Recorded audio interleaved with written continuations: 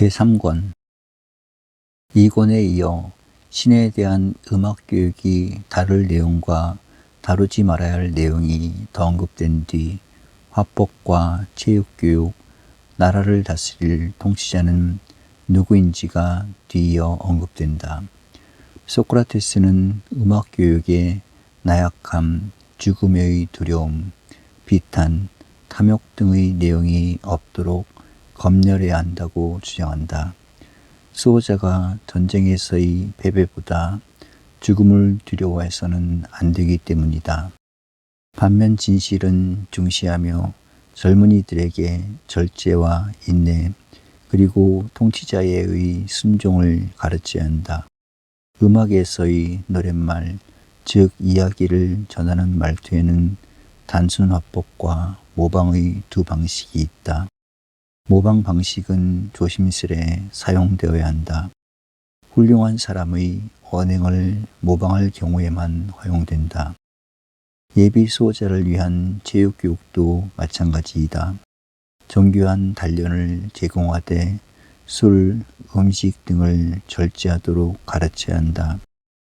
훌륭한 영혼이 훌륭한 몸을 만든다. 음악교육과 체육교육은 애지와 기계를 부드러움과 강함을 가르치되 양자가 중용과 조화를 이루도록 해야 한다. 이렇게 교육받은 수호자 중 가장 훌륭한 자가 통치자로 선발되는데 나라를 지키는 일에 가장 지혜롭고 유능하며 최선을 다하는 사람이다. 자발적이든 유혹이나 강제 등에 의해서든 소신을 버리지 않아야 하므로 온갖 시련, 시험을 겪게 한 뒤에도 훌륭함과 조화로움을 잃지 않아야 한다. 통치자는 시민에게 대지가 그들 어머니로서 황금, 은, 구리, 쇠를 섞어 그들을 만들었다고 말해야 한다. 거짓말이지만 시민들이 서로를 형제로 여기고 고국을 어머니처럼 지키도록 애쓰며 자기 본분을 지키게 하기 위해서이다. 수호자들은 시민을 해치지 않아야 하는데 이를 위해서는 공동생활을 하며 사유는 금지하고 무엇이든 공유해야 한다. 공동생활과 공유에 대한 논의는 4권과 5권에 이어진다. 나는 말을 계속 이어갔네. 신을 숭배하고 어버이를 공경하며 서로 우정을 중시해야 할 사람들은 어릴 때부터 신에 관련된 이야기를 가려서 들어야 할 테지. 이제껏 우리가 나눈 논의가 그 기준이 될 것 같네 라고 말이야. 그러자 아데이만토스가 우리 판단이 옳은 것 같습니다 라고 말했네. 내가 말했지. 그들은 용감해야 할 터인데 그러려면 어찌해야 할까? 죽음을 두려워하지 않게 만들어야 하지 않을까? 두려움 많은 사람이 용감해질 수 있다고 믿어지는가? 결코 그리 생각되지 않습니다. 그러면 저승에 관한 일들이 실제로 있으며 무서운 일들이라고 믿는 사람이 죽음을 두려워하지 않으리라 생각되는가? 전투에서의 패배나 노예 신세보다 차라리 죽음을 택하리라 생각되는가? 그럴 리가 없습니다. 그러니 우리는 이런 이야기들을 전해주는 사람들을 감독해야 할 것이네. 또 저승에 관한 일들을 무섭게 묘사하지 않고 오히려 찬양하도록 요구해야 할 것이네. 그들이 그동안 전해주었던 것들은 진실도 아니며 장차 수호자가 될 사람들에게 유익하지도 않기 때문이네. 정말 그래야 합니다.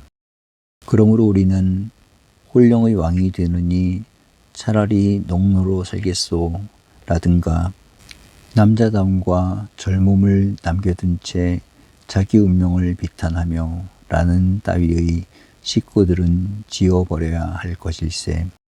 그리고 호메로스나 다른 시인들에게 이런 식구들을 지워버린다고 노여워하지는 말도록 간청해야겠지. 그 식구들이 시답지 못해서가 아니라 죽음보다 노예 신세를 더 두려워해야 할 사람들이 들어서는 안 되기 때문이야. 전적으로 그렇습니다. 또 혐오의 강이라든가 지하세계에 사는 자들이라든가 말라빠진 송장들이라는 무서운 이름들도 거부되어야 하네. 우리 수호자들이 지나치게 조급해지거나 나약해지면 안 되기 때문이네. 지당하신 말씀입니다. 이제 그런 것들을 지워버리는 일이 올바른지 올바르지 못한지 생각해 보자고. 그런데 여태껏 우리가 말한 바대로라면 훌륭한 사람은 훌륭한 동료에게 죽음이 무서운 일은 아니라고 생각할 테지. 그리고 그 동료가 무서운 일을 당하듯이 통곡하지도 않을 것이고 분명 그리하지 않을 것입니다. 그런 훌륭한 사람은 어느 누구보다 자족할 수 있어서 다른 사람들이 덜 필요하겠지. 정말 그렇습니다. 그럼 자식이나 형제 또는 재화와 같은 것들을 빼앗긴다는 것을 다른 누구보다도 덜 두려워할 것이네. 나아가 그런 불행한 사태가 닥쳐도 다른 누구보다 덜 통곡할 테고 말이야. 충분히 그럴 것입니다. 그렇다면 이름난 남자들이 슬픈 이야기를 가려내 그것을 여인들의 이야기나 못난 남자들 이야기처럼 바꾼다 해도 올바른 일이 되지 않겠나. 이 땅의 수호자가 될 사람들을 교육할 때 그들이 그러한 일들을 경멸하도록 만들기 위해서라면 말이야. 옳습니다. 그 까닭에 우리는 또 호메로스 같은 시인들에게 비탄과 통곡의 장면을, 특히 신이 통곡하는 장면을 묘사하지 않도록 부탁해야 하네. 아킬레우스가 불모의 해안을 따라 산란한 마음으로 헤맸다라든가 그 어머니 테티스 여신이 가련한 나로구나, 가장 훌륭한 아들을 가진 불행한 어미로구나 라고 했다는 식구들 말이야. 만일 우리 젊은이들이 이러한 이야기들을 진지하게 듣는다면 자신이 그런 행위를 하게 될 때도 전혀 부끄럼도 없고 참을성도 없이 애가를 부르며 통곡할 것 아니겠는가. 지당하신 말씀입니다. 그렇다고 우리 젊은이들이 웃음을 너무 좋아해도 안 되네. 웃음이 해프면 사람이 변할 가능성이 높아지기 때문이지. 그러니 언급할 가치가 있는 사람들을 웃음에 사로잡힌 것으로 묘사하는 것도 받아들여서는 안 되고 말이야. 신들의 경우 특히 그러하겠지. 물론입니다. 그렇지만 진실은 반드시 중시되어야 하네. 인간에게 거짓이 유용하다면 그것은 의사에게나 허용될 뿐이지 일반 사람들에게는 허용되어선 안 되네. 나라의 통치자도 나라의 이익을 위해서 적이나 시민을 향하여 그러한 것은 합당하겠지만 일반인이 통치자를 상대로 거짓말을 한다는 것은 환자가 의사를 상대로 거짓말을 한다거나 선원이 선장에게 거짓말을 하는 것과 마찬가지로 잘못된 것이네. 그런 자는 나라를 뒤엎고 파괴할 그런 관행을 낳을 수 있지. 지당하신 말씀입니다. 또 우리의 젊은이들에게는 절제가 요구되지 않겠어. 특히 통치자들에게는 순종하되 주색이나 먹을거리와 관련된 쾌락과 관련해서는 스스로를 다스리는 절제 말이야. 제가 보기에도 그렇습니다. 그런 만큼 호메로스가 그들은 지휘관을 두려워하며 묵묵히 따랐다라고 표현한 것은 훌륭하다고 할 수 있지만 통술자에 대해 이 술독에 빠진 자여 라고 함부로 표현한 것은 훌륭하다 할 수 없겠지. 절제의 측면에서 본다면 이런 표현은 젊은이들이 듣기에는 부적합한 것으로 보이니 말일세. 그렇습니다. 그럼 이런 표현은 어떻게 생각하는가? 예컨대 제일 불쌍한 것은 굶어 죽는 것이라는 표현이나 제우스가 온갖 궁리를 했는데 정욕 때문에 이를 쉽게 잊어버린다는 표현 따위 말이야. 절제해야 하는 젊은이들이 듣기에 적합하다고 생각하는가? 단연코 적합하지 않다고 여겨집니다. 그렇지만 이름난 사람이 인내를 보이는 경우를 표현한 것은 젊은이들이 보고 들을 만한 것이지, 이를테면 심장이여 제발 참아다오, 일찍이보다 더 험한 일도 참았거늘 이라는 표현 같은 것 말이야. 정말 그러합니다. 또한 그들이 뇌물을 받는다거나 재물을 좋아한다는 표현도 내버려 두어서는 안 되겠지. 선물은 신들을 설득하고 존엄한 왕들을 설득하느니 라는 표현 같은 것 말이야. 또 아킬레우스가 아가멤논으로부터 대가를 받고서야 시체를 내어주었다는 표현 같은 것도 그렇고, 그런 일들은 칭찬하는 것은 옳지 못한 일입니다. 또 신이 여성을 겁탈하려 했다는 이야기나 신의 아들 또는 영웅들이 불경한 짓을 했다는 이야기들을 우리는 믿지도 말고 시인들에게도 이런 일들은 신이 한 짓이 아니라고 쓰도록 해야 할 것이네.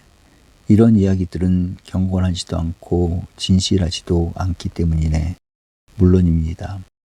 그런 것들은 듣는 사람에게도 해롭다네. 자신이 나쁜 데에 대해서 관대해질 것이기 때문이네. 특히 우리 젊은이들은 사악함에 대해 무신경해질 수도 있을 것이네. 물론입니다. 논의가 여기까지 진전되었을 때 내가 말했네. 이제 인간에 관한 것을 논해야겠지 라고 말이야. 이에 아데이만토스가 동의했네. 하지만 나는 당장은 인간에 관한 것을 결정지을 수 없다고 했네. 시인들이 올바르지 못한 자는 행복하고 올바른 사람은 비참하며 올바르지 못한 짓은 이익이 되는 반면 올바름은 손해가 된다고 말할 것인데, 우리는 시인들에게 이와 반대되게 쓰라고 지시해야 하니까 말이야. 내 말에 아데이만토스는 옳다고 대꾸했고, 나는 그런 만큼 인간에 관해서는 올바름이 어떻게 이익이 되는지를 알아낸 뒤에야 말할 수 있다고 했네. 그러자 아데이만토스는 다시 옳다고 대답했고, 나는 말을 이어갔네. 이야기 내용에 관해서는 이것으로 끝내자고, 이제는 이야기의 말투에 대해 고찰해야 한다는 생각이 드는군. 그럼 무엇을 말해야 할지에 관한 것과 어떻게 말해야 할지에 관한 것을 모두 고찰하는 셈이지. 무슨 말씀이신지요? 이야기나 시는 모두 과거와 현재와 미래의 일들을 풀어내는 화법 아니겠어. 그리고 이에는 단순 화법의 형식과 모방의 방식, 그리고 양쪽을 모두 이용한 방식이 있겠지. 아직 잘 이해되지 않는군요. 내가 너무 어렵게 이해시키려 했으니 내 스스로 어리석은 선생 같다는 걱정이 드는군. 조금씩 나누어 논의해보자고. 자네는 일리아스의 첫 장면 기억나는가? 크리세스가 아가멤논에게 자기 딸을 놓아달라고 간청했지만 모욕만 당하자 아카이아인들에게 재난을 내려달라고 아폴론 신에게 기원하는 장면 말이야. 이렇게 서술되어 있지. 그리고 그는 기원했다. 모든 아키아인들에게, 특히 병사들이 동솔자인 아트레우스의 두 아들에게. 여기서는 시인이 직접 이야기를 하고 있지 않나. 그러나 다음 식구에서는 마치 자신이 크리세스인 것처럼 발언하지. 우리로 하여금 말하는 사람이 호메로스 자신이 아니라 크리세스인 것으로 생각하도록 만들려는 것이네. 트로이에 있었던 여러 사건들의 기록이나 오디세이아의 이야기들도 모두 이런 식이지. 그러니까 이야기는 여러 발언들과 발언들 사이사이의 직접적인 이야기로 구성된다고 할 수 있을 것이네. 그렇습니다. 그런데 시인이 자신을 숨기지 않고 이야기를 하면 이는 모방이 없는 단순 화법이라고 할 수 있네. 반면에 발언들 사이사이에 있는 시인의 말을 모두 빼면 대화들만 남을 테고, 이는 앞의 것과 반대로 모두 모방으로만 이루어지는 이야기라고 할 수 있을 것이네. 알겠습니다. 모방한 것으로만 된 비극과 같은 것을 말씀하시는군요. 옳게 이해했군. 이렇듯 비극이니 희극이니 하는 것들은 모두 모방으로 이루어진 것이고 시가는 시인 자신의 단순화법으로 이루어진 것이네. 또 서사시 같은 것은 양쪽을 모두 이용한 것이고 말이야. 하지만 내가 말하고 싶은 것은 우리가 시인에게 어느 정도 모방할 수 있도록 허용할 것인지, 그리고 어떤 내용을 모방할 수 있도록 허용할 것인지 논의하고 합의해야 한다는 것이지. 선생님께서는 비극이나 희극을 받아들여야 하는지 그렇지 않은지를 생각하고 계시는 것 같습니다. 그렇기는 하네만 그 이상일세. 어쩌면 내 스스로도 그 이상은 잘 모르겠네. 논의가 자연스레 흘러가도록 맡겨보기로 하자고. 좋은 말씀입니다. 아데만토스, 그럼 이런 것을 생각해보면 어떨까? 우리 수호자들이 모방에 능숙한 사람이 되어야 하는지 아니면 그리 되어서는 안 되는지를 말이야. 앞서 이야기한 바 있지만 개개인은 하나의 일만을 훌륭하게 수행할 수 있지 여러 가지 일을 수행하려다가는 오히려 더 그르칠 수 있다고 했는데 모방의 문제도 마찬가지 아닐까? 왜 안 그렇겠습니까? 그렇다면 어떤 사람이 여러 가지를 모방하려 할 때는 한 가지를 모방할 때처럼 훌륭하게 할 수는 없겠군. 마찬가지로 언급할 가치가 있는 일들 가운데 어느 하나를 수행하면서 모방도 능숙하게 한다는 것 자체도 불가능한 일일 테고. 진실입니다. 그렇다면 한 사람이 가수도 되고 배우도 된다는 것도 불가능하며 희극 배우가 되면서 동시에 비극 배우가 된다는 것도 불가능하겠네. 더할 수 없는 진실입니다. 그러니 다른 모든 전문 기술을 포기하고 오직 나라의 일꾼으로만 일해야 할 우리의 수호자들이라면 그 일 이외의 다른 어떤 것에도 매달리거나 모방해서는 안 될 것이네. 혹시 모방을 한다면 용감하고 절제 있고 경건하며 자유로운 사람만을 모방할 것이지 비굴한 짓이나 창피스러운 짓을 모방해서는 안 될 것이네. 말할 나위도 없습니다.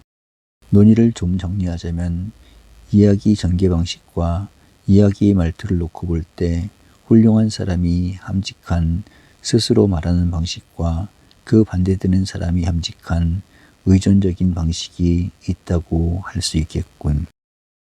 구체적으로 그것은 어떤 것들입니까? 절도 있는 사람이라면 훌륭한 사람의 말투나 행동을 모방할 뿐 아니라 이런 모방을 부끄러워하지는 않을 것으로 여겨지네. 물론 그 훌륭한 사람이 질병이나 사랑 등으로 좌절하는 모습을 보인다면 소극적으로 모방하겠지만 말이야. 반면 그는 자신보다 못한 사람의 말투나 행동은 모방하려 하지 않을 것이네. 그런 모방을 창피해하거나 못마땅하게 여기거나 경멸하겠지. 아무튼 그가 이야기를 한다 할 때 모방하는 부분은 많지 않을 것이 분명하네. 혹시 내가 무의미한 말을 하고 있는 것인가? 천만의 말씀입니다. 절도가 없고 비천한 사람은 어떨까? 그는 온갖 것들을 이야기하면서 모든 것을 진지하게 모방하려 하겠지. 심지어 천둥소리라든가 도르래 소리 같은 시끄러운 소리나 악기 소리와 새소리까지 말이야. 이런 사람의 이야기는 모방이 대부분이며 스스로 이야기하는 부분은 조금일 것이야. 이것들이 내가 말하는 두 종류의 이야기 말투네. 그리고 이 이야기에 리듬을 붙인다면 옳게 이야기하는 사람은 거의 한 가지 리듬만 사용할 것이야. 같은 말투에 변화가 작으니까 말이야. 하지만 이와 반대되는 사람은 거의 모든 화음과 리듬을 사용할 것이네. 그렇게 되겠군요. 그렇다면 나라를 수립하는 우리로서는 양자 가운데 어느 한쪽을 받아들여야만 할까? 아니면 모두를 받아들여야 할까? 그것도 아니면 혼합된 것을 받아들여야만 할까? 저라면 훌륭한 사람을 모방하는 쪽을 받아들일 것입니다. 그렇겠지. 하지만 아데이만투스, 그 반대쪽이 실은 더 즐거운 것 아니겠나. 그렇겠지요. 그렇지만 이런 유형은 우리나라에는 어울리지 않는다 할 수 있겠지. 혹시 온갖 것들을 다 모방할 수 있는 제주꾼이 우리나라에 와서 자기 작품을 자랑하면 우리는 그에게 우리나라에는 당신 같은 사람이 없어야 합당하다고 말해준 뒤 그를 다른 나라로 추방해야 할 것이야. 우리가 만일 시인이나 이야기 작가를 채용한다면 그는 우리에게 훌륭한 사람의 말투를 모방하도록 해야 할 것이네. 물론 그 기준은 우리가 앞서 논의했던 규범들이어야 하겠고 그래야겠지요. 이로써 우리는 음악 속의 이야기나 신화에 관한 논의를 끝맺었다고 할 수 있었네. 나는 이제는 음악과 서정시의 양식에 관해 논의해야겠지만 이미 할 말은 다 하지 않았는가 하고 물었네. 그러자 글라우콘이 웃으며 말하더군. 소크라테스 선생님, 저는 좀 생각이 다릅니다. 우리가 할 말이 무엇인지조차 잘 모르겠군요. 라고 말이야. 그래서 내가 말했네. 자네도 충분히 말할 수 있을 것이야. 노래가 노랫말과 화음과 리듬으로 이루어진다는 것 정도는 자네도 알지 않는가? 그렇지요. 먼저 노랫말을 놓고 말하자면 우리가 앞서 논의한 규범은 이 노랫말에도 적용되어야 한다고 할 수 있겠지. 화음과 리듬은 또한 노랫말을 따라야 하고 그런데 우리의 이야기에는 비탄이나 한탄이 결코 필요 없다고 하지 않았는가? 필요 없고 말고요. 자네는 음악의 발견이 비탄조의 화음이라든가 유약함이나 주연에 맞는 화음이 어떤 것들인지 알고 있을 것이야. 그러한 것들이 전사들을 위해 사용될 수 있겠어. 그래서는 결코 안 되겠습니다. 하지만 다른 화음을 더 살펴볼 여지는 있지 않겠습니까? 나는 화음에 대해 잘 모르네. 하지만 용감한 사람의 어조와 억양이라든가 자신의 불운을 꿋꿋하게 막아내는 사람의 어조와 억양을 적절하게 모방하는 화음은 남겨둘 필요가 있겠지. 누군가에게 무언가를 요구할 때 기도하듯 겸손하며 절제 있게 행동하는 사람의 어조와 억양을 모방하는 화음 또한 남겨두는 것이 좋겠고 제가 말씀드린 것이 바로 그런 것들입니다. 그렇군. 그런 만큼 우리가 말하는 노래와 서정시의 모든 화음을 연주할 악기가 필요한 것은 아니겠지. 필요하지 않을 듯합니다.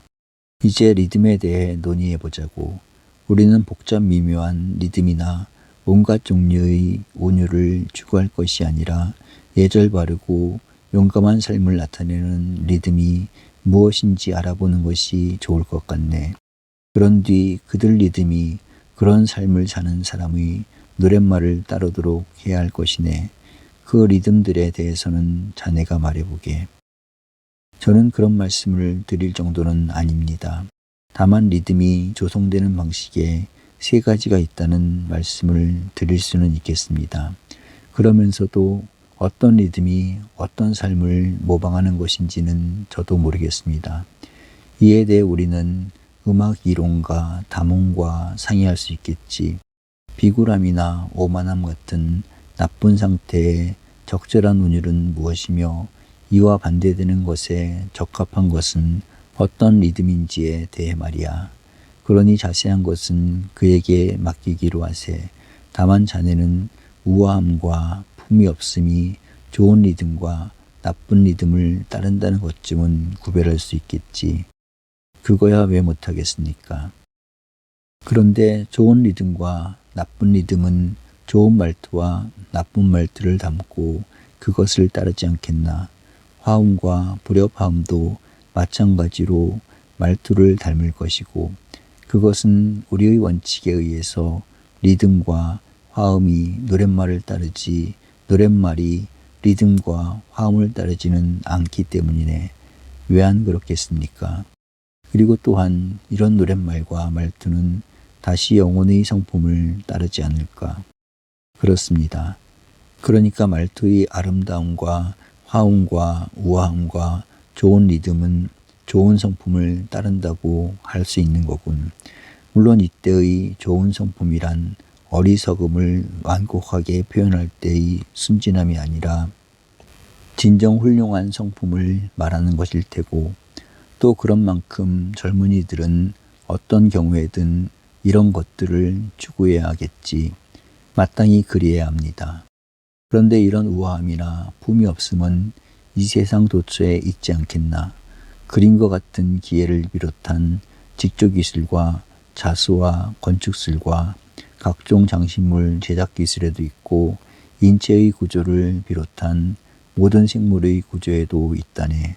품이 없음과 나쁜 리듬과 부조하는 나쁜 말씨와 나쁜 성격을 닮은 반면, 그 반대의 것들은 절제 있고 좋은 성격을 담고 모방한 것이라네. 전적으로 그러합니다. 그렇다면 우리는 시인들만 감시하여 그들에게 좋은 성품의 이미지만을 그리도록 강요하는 데서 그치지 않고, 다른 장인들도 감시를 하여 어떠한 제작물에도 나쁜 성품이나 무절제함이나 비굴함 등을 새겨넣지 못하도록 해야 하지 않을까. 우리의 수호자들이 나쁜 이미지들에 쌓여 양육됨으로써 자신들도 모르는 사이에 나쁜 마음을 길러나가지 않도록 하는 한편, 아름다운 작품들을 접하게 됨으로써 어린 시절부터 아름다운 말을 담고 이에 친근해지도록 하려면 말일세, 그리하는 게 더 낫겠습니다. 그러니까 글라우콘, 음악 교육이 중요한 것은 다음 같은 까닭이 있어서라고 할 수 있지 않겠나. 즉 리듬과 화음은 마음의 내면 깊숙이 젖어들어 옳게 교육받은 사람은 우아한 사람으로 만들며, 그렇지 못한 사람은 그 반대로 만든다는 이유 말이야. 또 음악 교육을 제대로 받은 사람이라면 좋지 못한 것들을 잘 알아채서 이를 싫어하는 반면, 좋은 것들을 칭송하면서 마음속에 받아들임으로써 훌륭한 사람으로 성장한다는 이유도 있겠지. 나아가 논고는 없어도 어려서부터 추한 것들을 미워했던 사람인 경우 음악 교육을 받음으로써 그 논고를 알게 되어 기뻐할 것이라는 이유도 있고 말이야. 저도 그런 이유 때문에 음악 교육이 있다고 여겨집니다. 우리가 글의 이치를 깨닫게 되는 것은 글의 형식을 간과하지 않으면서도 내용을 파악하려고 많은 노력을 기울이기 때문인데, 음악 교육도 이와 같다고 할 수 있다네. 맞습니다. 문자가 표현해내는 이미지들이 물이나 거울에 비쳐 보여도 우리가 문자를 모른다면 그것을 알 수 없게 되고, 그것을 알아내는 일은 전문 지식에 속하는 것이 되겠지. 수호자가 되는 교육을 받아야 하는 사람이 음악에 밝은 사람, 교양이 있는 사람이 되는 정도도 이와 같다네. 절제와 용기와 자유로움과 고매함 따위의 것들이나 또는 그 반대되는 것들이 어디에서 나타나고 어디에 담겨 있는가를 깨달아야 한다는 것이지. 반드시 그러해야겠죠. 그런데 어떤 사람의 영혼과 외모에 훌륭한 성품이 깃들어 있다면 그것은 이를 바라보는 사람에게 가장 아름다운 광경 아니겠나. 그리고 가장 아름다운 것은 가장 사랑스러운 것이겠고, 그리고 음악에 밝은 사람은 바로 이런 사람을 사랑하지 않겠나. 반면에 조화롭지 못한 사람을 사랑할 일은 없고 말이야. 영혼의 결함이 있다면 사랑할 리 없겠지만, 그 결함이 신체적인 것이라면 이를 참거나 반기지 않겠습니까? 그렇겠지. 그렇기에 자네처럼 총애하는 소년을 두는 경우도 생길 터이고, 이에 대해 나도 동의하는 바이네. 하지만 내 질문에 대답해 주게. 지나친 쾌락이 절제와 어울릴 수 있는지 말이야. 어떻게 그럴 수 있겠습니까? 그것은 고통만큼이나 사람을 얼빠지게 만들지 않겠습니까? 그렇겠지. 그렇다면 훌륭함과는 어울릴 수 있을까? 그럴 리 없습니다. 오만함이나 무절제함과는 무엇보다도 더 잘 어울릴 것입니다. 성적 쾌락보다 더 크고 민감한 쾌락이 있을 수 있을까? 그것보다 광적인 것은 없습니다. 그러나 올바른 사랑은 본디 질서 있고 아름다운 것에 대해 절제 있고 교양 있게 사랑하는 것이겠지. 그야 물론입니다. 그러니까 올바른 사랑에 어떤 광적인 것이나 무절제함을 갖다 붙일 수 없겠지. 쾌락 또한 마찬가지이고, 그리하여 사랑하는 사람과 사랑을 받는 소년 사이도 올바른 사랑이 되려면 이런 쾌락이 관여되어서는 안 될 것이네. 소크라테스 선생님, 결코 그래서는 안 됩니다. 지금 우리는 나라의 수립에 관해 논의하고 있지 않은가? 자네라면 다음과 같은 법을 세울 것도 같네. 즉, 소년을 사랑하는 사람이 상대를 마치 자식 대하듯 선의로 대하고 어루만져 주지만 사귐이 그 이상으로 진행되는 일은 결코 없어야 한다는 법을 말일세. 만일 그리하지 못하면 그 사람은 교양이 없고 아름다움이나 훌륭함에 대해 무지하다는 비판을 받을 것이기 때문이지. 그럴 것입니다. 여기서 나는 음악에 관한 우리의 논의가 끝맺음을 한 것 같지 않느냐고 글라우콘에게 물었네. 그것이 아름다움을 향한 사랑에 대한 이야기로 마무리되었으니 그것이면 적당하다는 것이 내 생각이었지.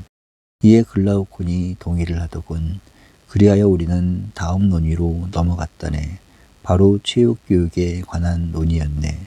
내가 말했네. 젊은이들은 음악 다음에 체육교육을 받아야 하네.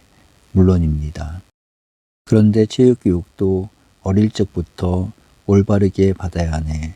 내 생각에 건강한 몸이 훌륭하다 해서 마음을 훌륭하게 만드는 것이 아니라 오히려 훌륭한 마음이 몸을 훌륭하게 만들어주는 것 같은데 자네 생각은 어떤가? 제가 보기에도 그렇습니다. 그렇다면 마음을 충분히 살펴본 뒤에 몸과 관련된 것들을 자세히 살펴보는 게 논의도 짧게 되며 올바르기도 한 방식이 아닐까? 물론입니다. 수호자들은 술을 삼가야 한다고 우리는 말했었지. 술에 취해 자신이 어디에 있는지도 모르는 일은 수호자에게 허용될 수 없으니 말이야. 수호자에게 다른 수호자가 필요하다면 우스운 일일 테지요. 음식과 관련해서 생각해 보자고. 이들은 가장 큰 시합의 선수랄 수 있을 것이야. 그렇다면 이들은 훈련 중의 선수 습성이 적합할까? 아마 그럴 것입니다. 하지만 그것은 일종의 졸음 상태의 습성으로서 건강과 관련해서 불안한 것이네. 선수들이 틈만 나면 졸고 정해진 일과에서 조금만 벗어나도 큰 병을 앓는다는 것을 자네는 알고 있는가? 알고 있습니다. 그러니 전사들에게는 한결 정교한 단련이 필요하네. 이들은 잠이 적어야 하고 예리하게 보고 들으며 전투에 임했을 때는 물과 음식과 태양열이나 혹한 따위의 잦은 변화에도 건강을 유지해야 하니 말이야. 제가 보기에도 그렇습니다. 그러니 최선의 체육은 우리가 좀 전에 다루었던 음악과 유사하지 않겠나. 무슨 말씀이신지요? 호메로스한테서도 그런 것들을 배울 수 있다는 것이지. 이를테면 그는 원정에 나선 영웅들이 생선이나 삶은 고기 대신 구운 고기만 먹는 것으로 묘사했지. 군인들은 불을 이용할 수 있지만 그릇은 가지고 다닐 수 없기 때문이네. 그는 또 양념에 대해 언급한 적이 없는데 몸이 좋은 상태가 되려면 양념과 같은 것을 삼가야 하기 때문이지. 그렇습니다. 아무튼 삼간다는 것은 좋은 일입니다. 그렇다면 자네는 복잡하고 호화로운 요리도 칭찬하지 않을 테고 신체적으로 좋은 상태에 있고자 하는 남자가 매춘부를 친구로 삼는 것도 비난할 터이며 온갖 다양한 맛 좋은 과자도 비난할 테지. 당연합니다. 이처럼 식사와 일상생활을 화음과 리듬으로 만들어진 노래에 비유하는 것도 제대로 된 비유라고 나는 생각하는데 왜 그렇지 않겠습니까? 그렇다면 다양성은 음악과 관련해서 마음에 무절제를 낳고 체육과 관련해서는 몸에 병을 낳지만 단순성은 마음에 절제를 낳고 몸에 건강을 낳겠군. 말할 나위도 없이 진실입니다. 무절제와 질병이 나라에 넘쳐날 때 법정과 의원이 성황을 이룰 것이고 또 자유민조차 열을 올리면 법정 변론술과 의술이 잠옷 진지한 제하겠지. 의사와 재판관이 그렇게나 필요하다는 것은 나쁘고 부끄러운 교육의 증거라고 충분히 말할 수 있지 않을까. 스스로 해결할 수 없어서 재판관이 정해주는 것을 올바름으로 삼으니 부끄러운 일이자 교양 없음의 증거가 아니겠는가. 무엇보다도 부끄러운 일이지요. 하지만 자네 생각은 어떤가? 그보다 한결 더 부끄러운 일은 법정에서 피고나 원고 노릇하며 삶을 허비하는 일을 자랑스럽게 여기는 것이 아닐까. 아름다움이나 훌륭함에 대한 무지탓이지 자신을 위해서는 재판관이 필요없는 인생을 확보하는 것이 더 아름답고 훌륭한 일인데 말이야. 그러네요. 아프의 경우보다 훨씬 더 부끄러운 일입니다. 상처나 계절병 때문이 아니라 게으름이나 생활 방식 때문에 복부백만이나 고창 같은 병에 걸려 의술이 필요해진다면 이 또한 부끄러운 일이 아닐까. 정말 그렇습니다. 평생 병을 앓고 치료받으며 살 만큼 한가로운 사람은 아무도 없다네. 잘 다스려지는 나라에서는 각자에게 어떤 기능이 부여되어 있어서 그는 그것을 이행해야 하는 만큼 병을 앓는다는 것은 사치라는 말이지. 어떤 목수가 병에 걸렸다고 해보자고 그는 의사에게 약을 받아 복용하거나 수술을 받아 병을 고치려 하겠지. 그렇겠지요. 이렇듯 어떤 기능을 가진 사람이 일을 하지 못하게 되면 이롭지 못하겠지. 하지만 부자에게는 그런 기능 같은 정해진 일이 없기 때문에 삶을 방해할 것이 아무것도 없다고들 한단 말이야. 사람들이 그리 말하는 것은 사실입니다. 아니야. 이미 생계가 확보된 사람은 훌륭함을 수련해야 한다고 한 포킬리데스의 말을 자네는 듣지 못했나 보군. 훌륭함은 그전부터 수련해야 한다는 게 제 생각입니다. 그것을 놓고 그와 다투지는 말자고. 다만 부자가 훌륭함을 수련해야 하는지 훌륭함을 수련하지 않는 자에게 삶이 살만한 것이 못 되는지 병조리가 목술이나 다른 기능에 전념하지 못하도록 방해하는지 등등에 대해 우리 스스로 배우도록 하자고. 그래야지요. 체육에 관한 규정 이상으로 지나치게 몸을 보살피는 것은 기능 수행에 지장이 되기 쉽습니다. 가정을 경영할 때나 출정했을 때나 나라 일을 돌볼 때 그것은 성가신 일이 되기 때문입니다. 그렇기는 하네. 하지만 가장 훌륭한 것은 그것이 온갖 공부나 고찰이나 자기 수련을 힘들게 만든다는 점이네. 늘 머리의 통증이나 현기증을 의심하게 만들거나 그것이 지혜에 대한 사랑 탓이라고 함으로써 훌륭함을 수련하는 데에 방해가 된다네. 정말 그럴 것 같습니다. 그러니 우리는 다음과 같이 말해야 하지 않을까. 아스클레피오스도 이런 것을 알고 있어서 일상생활에서는 건강해도 특정 부위에 병이 있는 사람은 약과 수술로 병을 고침으로써 나라 일을 망치는 일이 없도록 했지만 평소에도 속속들이 병든 사람은 치료를 해봐야 자신을 위해서나 나라를 위해서나 유익하지 않으므로 이들을 치료해서는 안 되는 것으로 생각했다고 말이야. 선생님께서는 아스클레피오스를 정치가로 생각하시는군요. 사실이 그러니까. 그리고 그가 그런 사람이다 보니 그의 아들들도 트로이 전쟁 때 훌륭하게 의술을 펼쳤다네. 이를테면 페넬라오스가 상처를 입자 약을 뿌리는 것 이외에는 아무 조치도 하지 않았네. 평소에 건강하고 규칙적인 사람이라 약으로 충분히 치료할 수 있기 때문이지. 반면 선천적으로 병약하고 무절제한 사람을 위해서는 의술을 펼치지 않는 법이네. 아주 똑똑한 아들들이었군요. 맞는 말이네. 하지만 비극 시인들이나 판다로스 같은 시인은 우리와 의견이 다르다네.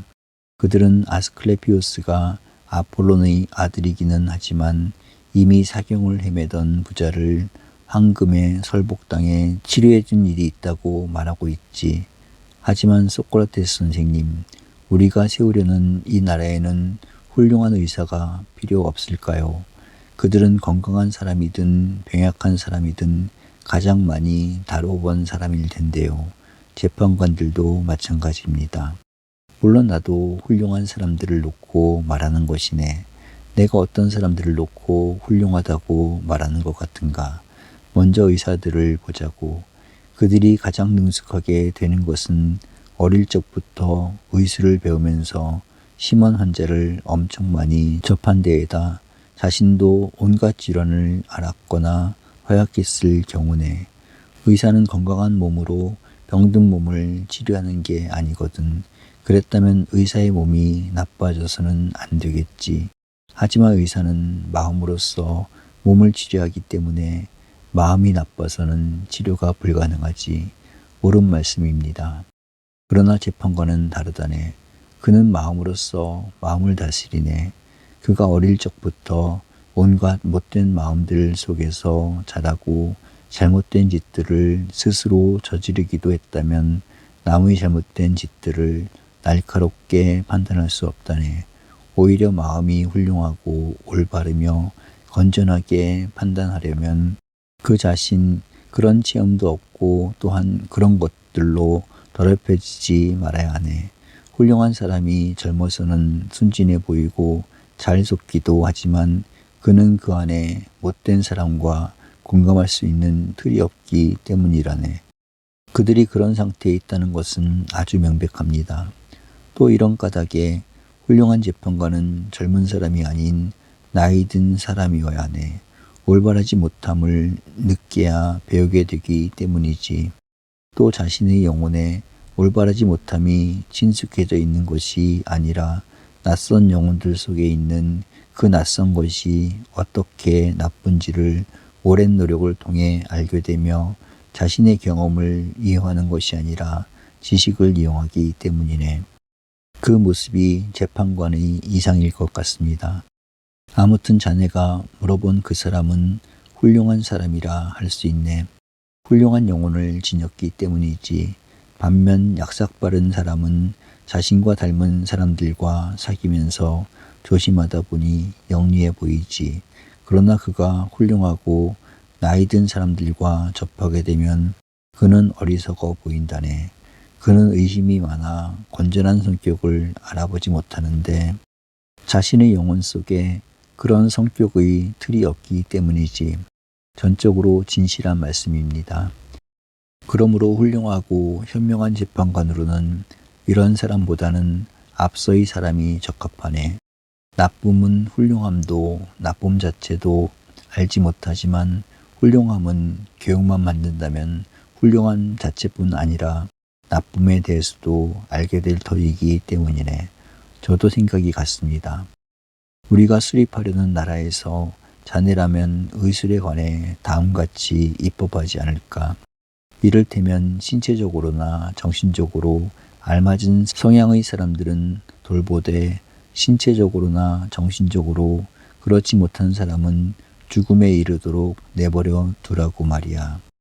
아무튼 그런 처지에 있는 당사자들을 위해서나 나라를 위해서나 그것이 최선이겠군요. 그렇지만 이 나라의 젊은이들은 재판관 제도가 필요하지 않도록 조심할 것이 분명하네. 그들은 우리가 말한 바의 절제를 낳는 음악을 이용하기 때문이네. 물론입니다. 그렇다면 음악 교육을 받은 사람은 같은 성향의 체육 교육을 받음으로써 의술이 거의 필요 없게 되지 않을까.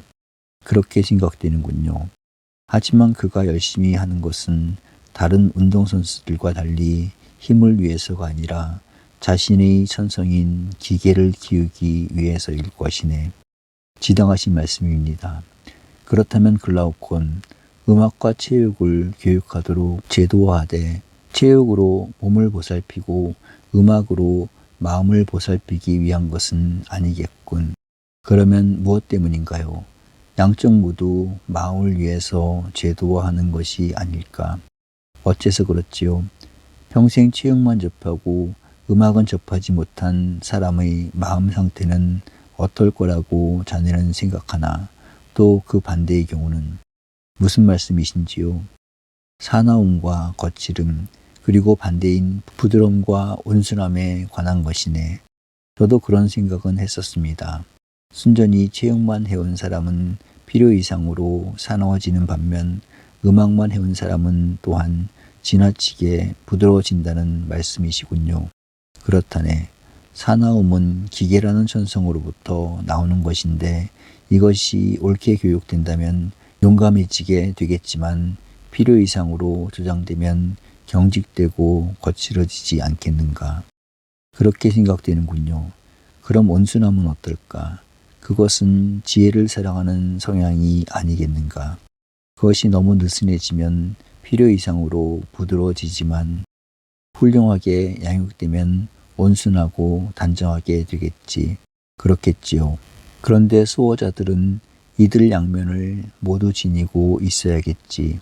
그리고 그럴 경우 양면은 서로 조화를 이루어야 할 것이고 양면이 조화를 이룬 사람의 영혼은 절도가 있고 용감한 반면 그것들이 조화를 이루지 못한 사람의 영혼은 비겁하고도 사나울 테고 물론 그럴 것입니다. 어떤 사람이 스스로를 음악에 내맡기고는 달콤하거나 비탄조의 화음으로 이루어진 노래를 평생 흥얼거린다고 쳐보세. 그가 만일 기계를 가진 사람이라면 처음에는 쓸모없이 단단하던 그의 성향은 차츰 부드러워져 갈수록 쓸모있는 것이 되어갈 것이네. 하지만 그가 계속해서 노래에 홀려 있다면 그의 기계는 녹아 흐물흐물해져서 마침내 나약한 창병이 되어버릴 것이야. 그가 기계가 없는 사람이라면 그러한 과정은 더 빨리 진행되어 사소한 일로도 대뜸 격해지기도 하고 불만도 많아질 것이네. 바로 그렇습니다. 그러나 이와 달리 어떤 사람이 체육에는 힘을 쏟고 먹기도 잘하지만 음악과 철학에는 무관심하다고 해보세. 그는 처음에는 신체적으로 좋은 상태가 되고 기계로 충만해져 본디보다 용감해질 것이네. 그런데 그가 다른 건 아무것도 하지 않고 또한 무사 여신들과도 전혀 사귀지 않는다면 그는 그런 면에서 무디어지며 눈멀어지지 않겠는가. 이런 사람은 논의를 싫어하고 음악을 모르는 사람이 되겠지. 그리고 설득보다는 힘과 사나움에 의존하면서 무지와 졸렬함 속에서 살아갈 것 같네. 전적으로 그렇습니다. 신이 음악과 체육이라는 교과목을 인간에게 주었다면 바로 이 두 가지, 즉 기계의 측면과 지혜를 사랑하는 측면을 위한 것이라고 말할 수 있지 않을까. 영혼과 육신을 위해서라기보다는 기계와 예지의 조화를 위해서라고 말이야. 정말 그런 것 같습니다. 그렇다면 음악과 체육을 가장 훌륭하게 혼합시켜 이를 영혼에 제공해 주는 사람이야말로 가장 조화로운 사람이라고 할 수 있겠군. 정말 그렇습니다. 소크라테스 선생님. 그러면 글라우콘, 우리가 수립하려는 이 나라도 그 체제를 보존하려면 이러한 감독자가 필요하지 않을까. 물론 그런 사람이 반드시 필요할 것입니다. 이것들이 교육과 양육의 규범이라 하겠네. 이 논의에 이어 나는 다음으로 우리가 결정해야 할 것은 무엇일까 라면서 이들 수호자 가운데 누가 다스리고 누가 다스림을 받을 것인가 하는 문제가 아닐까 하고 질문했네. 이에 글라우코는 물론입니다 라고 대답했고 내가 말을 이어갔네.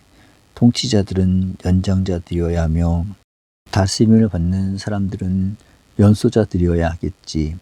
통치자들은 그 가운데에서도 가장 훌륭한 사람들이어야 하겠고 분명 그러합니다. 그렇다면 농부들 가운데 가장 훌륭한 사람은 농사에 가장 능숙한 사람이듯이 통치자들은 수호자들 가운데 가장 훌륭한 사람, 즉 나라를 가장 잘 지키는 사람이어야 되지 않을까. 다시 말해 그들은 이 문제에 있어서 슬기롭고 유능한 사람이며 나라에 대해 마음 쓰는 사람들이어야겠지. 그렇습니다. 그렇다면 수호자들 가운데 그러한 사람들을 선발해야 하겠지. 이들은 나라에 유익하다 생각되는 것이면 열의를 다해 수행하려고 하는 반면에 그렇지 못한 것이면 할 생각이 전혀 없는 사람들이라네. 정말 그들이야말로 적격입니다. 우리는 이들이 나라를 위해 최선의 것들을 해야겠다는 소신을 잊거나 내팽개치는 일이 없는지 지켜보아야 될 것이네. 무엇인가 유혹을 당해서 또는 강제에 의해 그런 일이 생겨날 수 있으니 말이네. 그렇군요. 이런 까닭에 나라를 위해 무엇인가 할 일을 해야 한다는 소신을 가장 훌륭하게 지킬 수호자가 누구인지 우리는 찾아야 할 것이네. 그리고는 그들로 하여금 그 소신을 쉽게 잊거나 쉽게 속아 넘어갈 일들을 어릴 적부터 하도록 하는 상황을 만든 뒤 그들을 지켜보아야 할 것이네. 그래서 소신을 명심하여 좀처럼 속지 않는 사람을 뽑아들이고 그렇지 못한 사람은 제외시켜야만 하네. 안 그런가? 그렇습니다. 우리는 또 그들에게 온갖 힘든 일과 고통을 겪도록 한 뒤 그들을 지켜보아야 할 것이네. 경합도 시켜보고 말이야. 젊은 그들에게 공포와 환락 속에 빠져보도록 시험하는 것이지. 그래서 누군가가 좀처럼 유혹에 빠지지 않고 의젓하며 자신과 스스로 배운 음악의 훌륭한 수호자로 보이며 단정하고 조화로운 모습을 잃지 않는다면 그야말로 자신을 위해서나 나라를 위해서 가장 유용한 사람일 것일세. 이렇듯 시험을 거치면서도 더럽혀지지 않은 것으로 판명된 사람을 우리는 나라의 통치자나 수호자로 임명해야 한다네. 글라우콘, 여태껏 논의한 것이 통치자와 수호자의 선출 및 임명 방법이라 생각되네. 제가 보기에도 그런 것 같습니다. 이들이야말로 외부의 적에 대해서나 내부의 동료들에 대해서나 완벽한 수호자라 할 수 있겠네. 이들은 외부의 적들이든 내부의 동료들이든 나라를 해칠 엄두도 내지 못하게 하겠지. 하지만 이 젊은이들은 통치자의 신념을 위한 보조자나 협력자라 하는 것이 적절하지 않겠나. 그렇게 생각되는군요. 그렇다면 이제 필요한 경우 한 가지 훌륭한 거짓말을 함으로써 통치자들이나 적어도 시민들을 고지듣도록 할 방도가 있을 수 있을까? 어떤 것을 말씀하시는지요? 먼저 통치자들과 수호자들을, 그런 뒤에 시민들을 설득해야 할 내용이라네. 그것은 그들이 땅속에서 만들어지고 양육됐으며 그들의 어머니인 돼지가 그들을 지상에 올려보냈다는 이야기이고, 그래서 누군가가 그들의 고장을 공격해오면 그들이 마치 어머니를 위하듯 자기네 고장을 위해, 그리고 마치 같은 흙에서 태어난 형제들을 위하듯 시민들을 위해 적을 막아내도록 설득하려는 것이지. 우리는 이들에게 이렇게 얘기해 줄 거라네. 이 나라의 여러분은 모두 형제입니다. 신이 여러분을 만들면서 여러분 가운데 다스림의 기능을 수행한 사람에게는 태어날 때 황금을 썼고 보조자들에게는 은을 섞었습니다. 한편 농부나 다른 장인들에게는 쇠와 구리를 섞었습니다. 여러분은 대개 자신을 닮은 자손을 낳겠지만 때로는 황금의 자손한테서 은의 자손이 태어날 수도 있고 은의 자손한테서 황금의 자손이 태어날 수도 있습니다. 이 까닭에 신은 통치자에게 무엇보다도 자기네 자손의 성분을 지켜보라고 지시를 하면서 자손의 성향에 적합한 지위를 주라고 하였습니다. 쇠나 청동의 성분을 지닌 수호자가 나라를 지키게 되면 나라가 멸망하리라는 신탁의 말씀이 있기 때문입니다. 라고 말이야. 그러니 이런 이야기를 그들이 고지 듣도록 만들 방안이 자네에게는 좀 없을까? 이 사람들 자신에게 고지 듣도록 할 방안은 없을 듯합니다.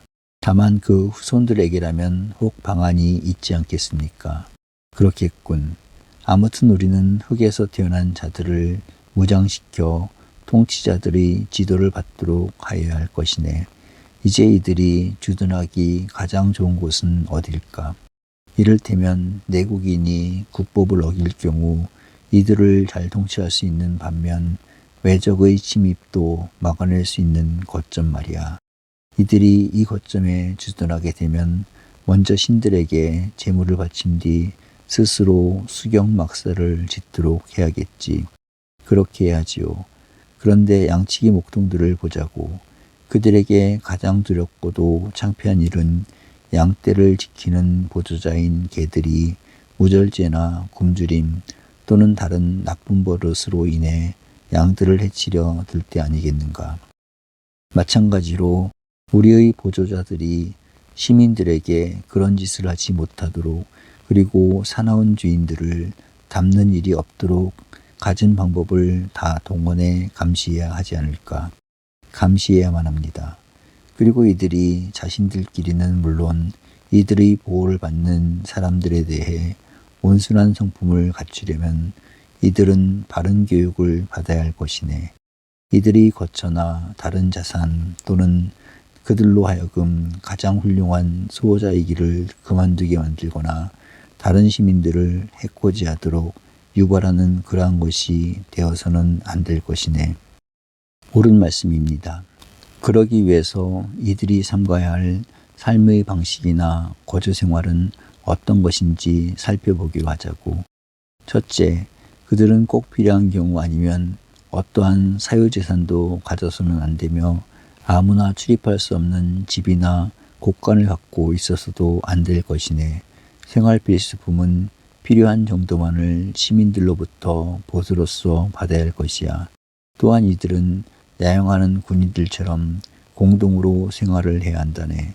나아가 이들은 세속적인 금은이 전혀 필요하지 않으며 금은을 다루거나 만지지 말아야 하며 금은을 몸에 걸쳐도 안 된다네. 이렇게 함으로써 이들은 자신도 구하고 나라도 구할 수 있지만 그렇지 않고 이들이 땅과 집과 돈을 소유하게 되면 이들은 수호자가 되지 못하고 시민에 대해 협력자가 아닌 적대적인 주인이 될 것이야. 그리 되면 그들은 결국 음모를 꾸미기도 하고 음모의 대상이 되기도 하며 외부의 적보다 내부의 적을 더 무서워하게 될 것이네. 그리하여 다른 시민들도 파멸을 향해 달려갈 것이고, 그러므로 우리는 수호자들이 거처나 그 밖의 것들과 관련해서 이렇게 법제화해야 하지 않겠는가? 물론입니다.